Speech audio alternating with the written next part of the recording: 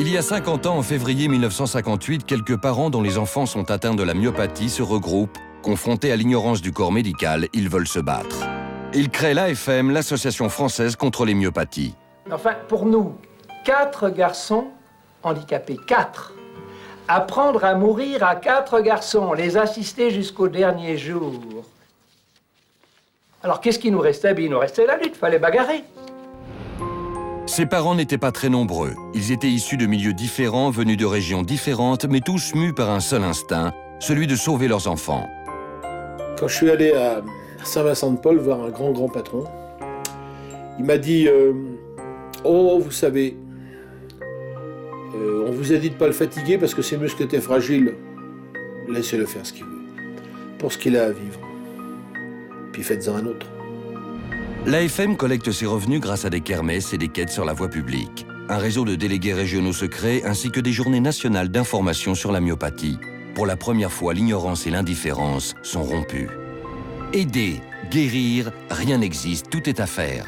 Permettre aux malades d'être plus autonomes en important en France les premiers fauteuils électriques. Accueillir et prendre en charge les myopathes adultes avec la création de la résidence La Forêt. Faire reconnaître par la sécurité sociale la myopathie comme une maladie longue durée. Mais aider les malades, ça ne suffit pas. Dans ces années-là, tous sont conscients des limites de la médecine où seuls les bains chauds quotidiens sont prescrits. Il faut aller plus loin, il faut guérir, il faut déclarer la guerre à la maladie. Il faut l'éradiquer, attaquer le mal par la racine pour en comprendre l'origine.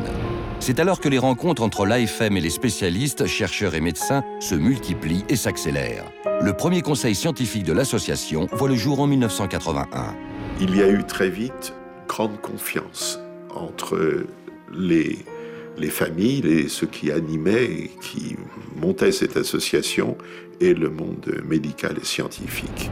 C'est le 30 septembre 1986 que Anthony Monaco, jeune chercheur américain de 26 ans, annonce la découverte du gène de la myopathie de Duchenne. Un spécialiste américain aurait identifié le gène de la myopathie. Il s'agit là d'un élément avancé, d'une révolution mondiale qui va concerner toutes les maladies génétiques. Donc il y a eu un pas de géant qui a été fait par les chercheurs, et nous, il a fallu qu'on fasse un pas de géant pour les aider dans la suite de leurs opérations. Le premier Téléthon français a lieu en décembre 1987. Avec ce succès inespéré, des milliers de bénévoles inattendus se révèlent et se mobilisent dans toute la France pour devenir la force T de demain. Quand on partage cette conviction, mais qu'on dit aussi combien, s'il n'y avait pas cette conviction, combien ce serait un vrai désespoir et un vrai tunnel noir pour nous, familles. Voilà, tout le monde s'engage à nos côtés. Grâce au Téléthon, l'AFM dispose enfin de moyens humains et financiers et met en place les 2 axes fondamentaux de sa politique, aider et guérir. L'AFM crée des services régionaux avec les premiers techniciens d'insertion pour que des professionnels permanents trouvent des solutions afin d'aider les familles dans leur combat quotidien. Et dans le même temps, l'association développe le chemin du médicament, une vraie stratégie scientifique. Si on a des réussites en recherche, c'est parce que la pression qu'on a, cette mort qu'on a aux trousses, elle nous a fléché les chemins les plus courts vers une solution. L'AFM ouvre le laboratoire Généton, lance les premières campagnes de prélèvement d'ADN. Les premières cartes du génome humain sont publiées en 1992. C'est un succès international. Pour mieux comprendre les mécanismes du muscle, l'association ouvre l'Institut de myologie dans l'enceinte de l'hôpital de la Pitié-Salpêtrière. Les années 2000 apportent les premières avancées marquantes dans le domaine des génothérapies. Des bébés-bulles sortent pour la première fois de leur sphère en plastique. Les recherches avancent très rapidement sur la maladie de Huntington et sur l'infarctus du myocarde. Les interlocuteurs dans cette association, à vocation médicale et scientifique, ce ne sont pas des personnes neutres, ce sont des parents qui ont souffert. Donc on a appris aussi, eux et nous, à nous positionner les uns par rapport aux autres. C'était pas évident au début. Et puis maintenant, on se comprend mieux, on se comprend très bien. On est même presque complices.